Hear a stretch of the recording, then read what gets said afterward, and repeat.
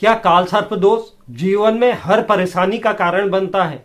क्या इससे मुक्ति पाने के कुछ अचूक उपाय हैं? काल सर्प दोष क्या हर भाव पर एक ही परिणाम देता है? क्योंकि काल सर्प दोष अलग अलग भावों पर बन सकता है। इसके लक्षण क्या हैं? हम बिगर कुंडली के भी कैसे जान सकते हैं कि हमारी कुंडली में काल सर्प दोष मौजूद है, हमारे जीवन में काल सर्प दोष मौजूद है? क्या लाल किताब में भी इसके कुछ उपाय हैं? इस सब पर आज की वीडियो में चर्चा होगी। नमस्कार, एस्ट्रोलॉजी प्रो चैनल में मैं दीपक लोहनी आपका हार्दिक स्वागत करता हूं।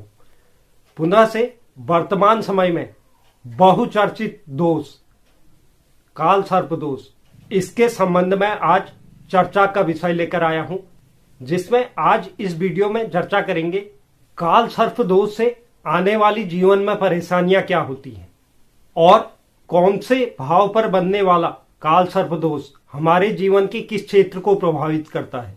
हर भाव में बनने वाला काल सर्प दोष हमें अलग अलग प्रकार की जो परेशानियां देता है, उसके बारे में भी इस वीडियो में हम चर्चा करेंगे। काल सर्प दोष कितने प्रकार का होता है और इसके समाधान के लिए जो अचूक उपाय हैं, उनके बारे में भी इस वीडियो में चर्चा होगी। नाग पंचमी के दिन कौन से मंत्र का जाप कर हम काल सर्प दोष को दूर कर सकते हैं। इसके अलावा काल सर्प दोष से बचने के लिए लाल किताब में जो उपाय दिए गए हैं, इस समस्त की चर्चा इस वीडियो में उपलब्ध होगी। वीडियो शुरू करने से पहले जो दर्शक चैनल पर नए हैं, चैनल को लाइक कीजिए, शेयर कीजिए, सब्सक्राइब कीजिए और बेल आइकन जरूर दबाइए, जिससे आगे आने वाली वीडियो का नोटिफिकेशन आपको प्राप्त हो। तो चलिए शुरुआत करते हैं। सर्वप्रथम हम यह जानते हैं कि काल सर्प दोष बनता कैसे है। ज्योतिष शास्त्र के अनुसार कुंडली में जब राहु और केतु के बीच सारे ग्रह आ जाते हैं तो इससे कुंडली में काल सर्प दोष का निर्माण हो जाता है। अगर कुंडली में सूर्य, चंद्र, मंगल, बुध, गुरु, शुक्र और शनि राहु और केतु के बीच में आ जाते हैं तो काल सर्प दोष का निर्माण हो जाता है। राहु ग्रह को सर्प का सिर तथा केतु ग्रह को सर्प की पूंछ माना जाता है। इन दोनों छाया ग्रहों की वजह से काल सर्प दोष का निर्माण होता है, जो व्यक्ति को जीवन में कई प्रकार की परेशानियां देता है। अब चर्चा करते हैं कि जो काल सर्प दोष होता है उससे आने वाली जीवन में परेशानियां क्या होती है। इस दोष के चलते व्यक्ति को नकारात्मक परिणाम झेलने पड़ते हैं। इस दोष के कारण व्यक्ति का वैवाहिक जीवन कलह और कलेशों से भर जाता है। यह दोष संतान प्राप्ति में भी बाधा देता है। यदि संतान हो भी जाती है तो वह उन्नति नहीं कर पाती और उनके जीवन में परेशानियां बनी रहती हैं। किसी व्यक्ति के मेहनती होने के बाद भी उसे अपने कार्यों के अनुसार फल की प्राप्ति नहीं हो पाती, वह भी इस दोष के कारण होता है। इस दोष का स्वास्थ्य पर नकारात्मक प्रभाव पड़ता है। अगर किसी जातक की कुंडली में यह दोष बना हुआ है तो उस व्यक्ति को नींद से संबंधित परेशानियां भी देखी जाती है। अगर नींद आ भी जाती है तो बुरे सपने रात भर उसे परेशान करते हैं। इस दोष के कारण स्वप्न में सांप दिखाई देते हैं। इस दोष के कारण व्यक्ति अपने सपने में मृत व्यक्ति से कुछ भी सामान लेते हुए देखता है। तो इनमें से अगर कोई भी लक्षण आपके जीवन में, आपके सपने में दिखाई देते हैं तो आप यह समझ लें कि आपकी कुंडली में काल सर्प दोष उपस्थित है। यह आप बिगर कुंडली देखे भी इन लक्षणों से जान सकते हैं। अगर इस तरह का कुछ भी आपके साथ होता है तो आप अपनी कुंडली को किसी ज्योतिष को जरूर दिखाएं। तो अब बात करते हैं काल सर्प दोष कितने प्रकार के होते हैं। काल सर्प दोष 12 प्रकार के होते हैं। मैं एक एक भाव पर बनने वाले काल सर्प दोष के बारे में आपसे चर्चा करूंगा। तो पहले जो काल सर्प दोष, अनंत काल सर्प दोष। इस दोष का निर्माण जब लग्न भाव में राहु बैठे हैं और सप्तम भाव में केतु बैठे होते हैं और इनके मध्य सब ग्रह विराजमान हो जाते हैं तो इस दोष का निर्माण होता है। यह अनंत काल सर्प दोष होता है। इसमें व्यक्ति को मानसिक और शारीरिक परेशानियों का सामना करना पड़ता है। दूसरा जो काल सर्प दोष है, कुली काल सर्प दोष। इस काल सर्प दोष का निर्माण अगर द्वितीय भाव में राहु और अष्टम भाव में केतु होते हैं और इनके मध्य सब ग्रह विराजमान हो जाते हैं तो कुली काल सर्प दोष का निर्माण होता है। द्वितीय भाव धन भाव माना जाता है। इस काल सर्प दोष के कारण व्यक्ति को आर्थिक रूप से परेशानी का सामना करना पड़ता है। तीसरा जो दोष बनता है वासुकी काल सर्प दोष।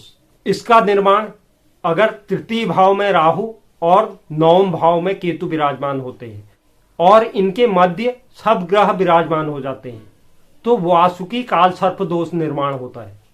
इसके कारण व्यक्ति जीवन में कई प्रकार की कठिनाइयों का सामना करना पड़ता है। चौथा दोष है शंखपाल काल सर्प दोष। अगर चतुर्थ भाव में राहु और दसम भाव में केतु होता है और इनके मध्य में बाकी सभी ग्रह स्थित हो जाते हैं तो शंखपाल काल सर्प दोष का निर्माण होता है। इस दोष के निर्माण से पारिवारिक और आर्थिक मामलों में व्यक्ति को परेशानी का सामना करना पड़ता है। पांचवा दोष है पद्म काल सर्प दोष। अगर पंचम भाव में राहु और एकादश भाव में केतु विराजमान हो जाते हैं और इनके मध्य में अन्य सभी ग्रह स्थित हो जाते हैं तो पद्म काल सर्प दोष का निर्माण होता है। इस दोष के कारण व्यक्ति के मान सम्मान में कमी आती है। उस व्यक्ति को बार बार अपमान का सामना करना पड़ता है।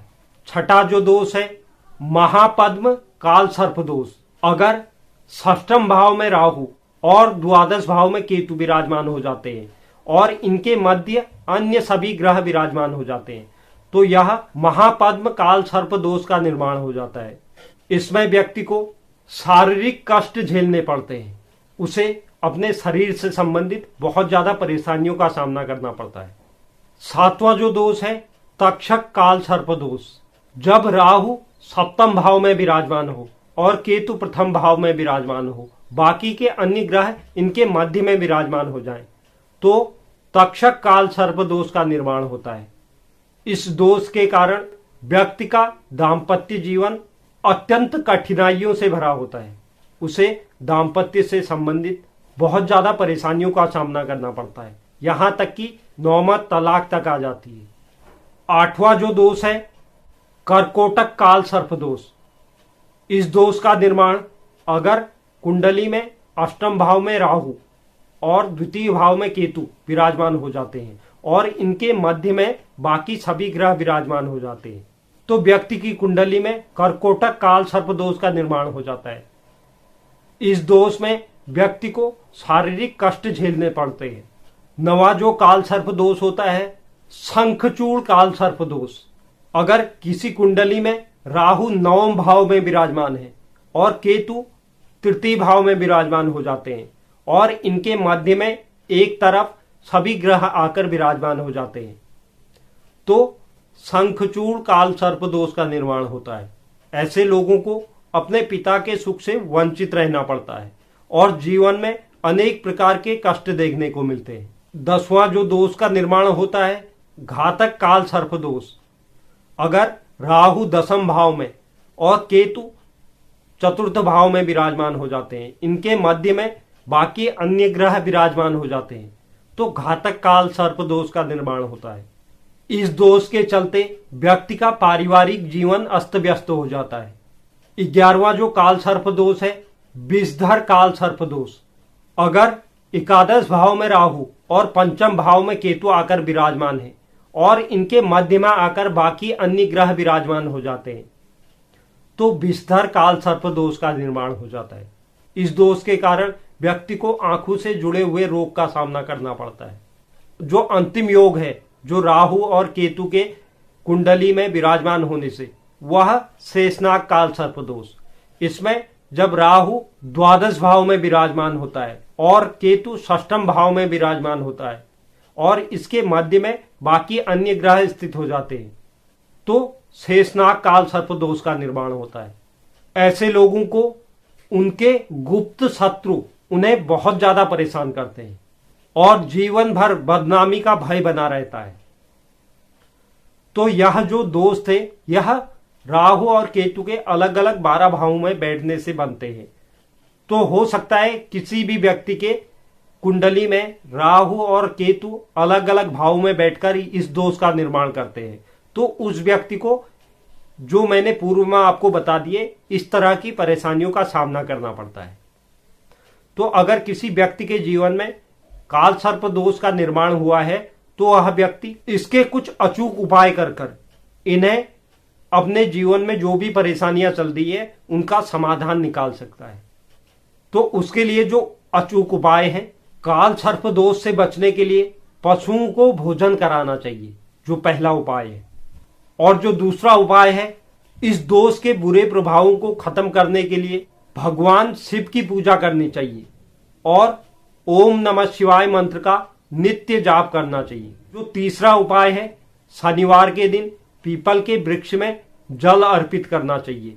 इससे भी काल सर्प दोष के बुरे प्रभावों को कम किया जा सकता है। चौथा उपाय, गायत्री मंत्र के जाप से भी हम काल सर्प दोष के बुरे प्रभावों से मुक्ति पा सकते हैं।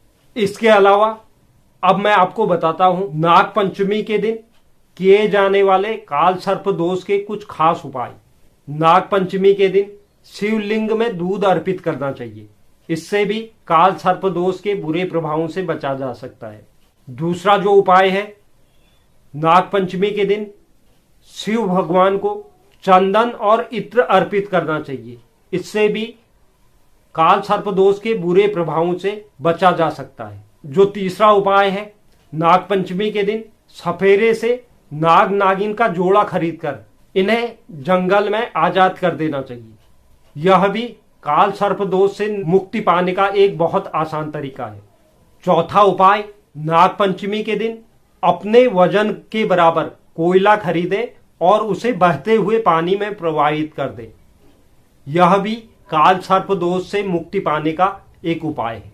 अब मैं आपको बताता हूं कि नाग पंचमी के दिन किन मंत्रों के हवन से काल सर्प दोष से मुक्ति मिल सकती है। उनमें से जो प्रथम मंत्र है, ओम नाग कुलाय विद्महे विषदंताय धीमहि तन्नो सर्प प्रचोदयात्। इस मंत्र का आप हवन करवा सकते हैं। जो दूसरा मंत्र है, नागेंद्र हाराय ओम नमः शिवाय। इस मंत्र का भी आप हवन करवा सकते हैं। जो तीसरा मंत्र है, ओम नाग देवताय नमः। इस मंत्र का भी आप हवन करवाकर काल सर्प दोष से मुक्ति पा सकते हैं।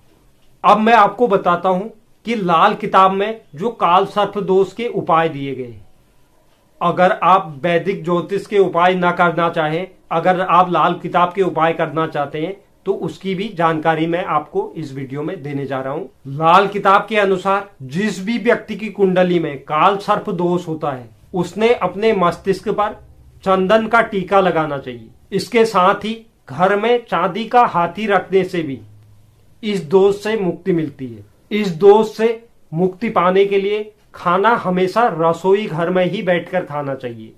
जिस व्यक्ति की भी कुंडली में यह दोष होता है, उसे अपने घर की स्वच्छता का विशेष ध्यान देना चाहिए। आप चाहे तो जो पूर्व में उपाय बताए वह कर सकते हैं, या लाल किताब से संबंधित उपाय भी आप कर सकते हैं। तो यह आज के समय में बहुचर्चित दोष है जिस पर मैंने वीडियो बनाना उचित समझा। उम्मीद करता हूं कि आपको यह पसंद आया होगा। जो दर्शक चैनल पर नए हैं, चैनल को लाइक कीजिए, शेयर कीजिए, सब्सक्राइब कीजिए और बेल आइकन जरूर दबाइए, जिससे आगे आने वाली वीडियो का नोटिफिकेशन आपको प्राप्त हो। और कमेंट बॉक्स में आप जरूर लिखें आपको वीडियो कैसा लगा। धन्यवाद।